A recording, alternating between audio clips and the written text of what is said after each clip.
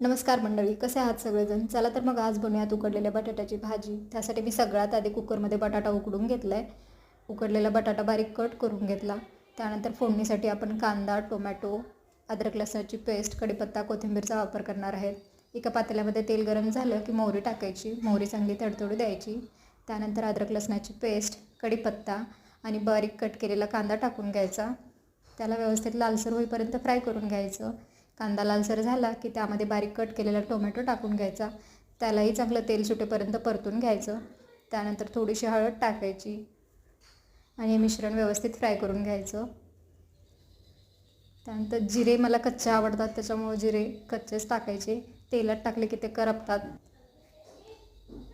त्यानंतर चवीपुरतं तिखट, मीठ, गरम मसाला, कांदा लसूण मसाला ॲड करून घ्यायचा.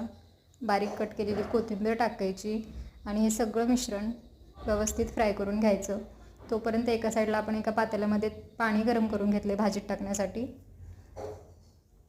अशा प्रकारे फोडणी तयार झाली की त्यामध्ये आपण बारीक कट केलेला बटाटा टाकून घ्यायचा आणि जे पाणी आपण गरम केले ते पाणी यामध्ये ॲड करायचं.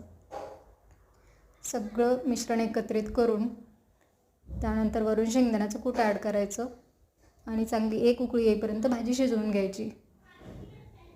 अशा प्रकारे आपली उकडलेल्या बटाट्याची भाजी तयार आहे.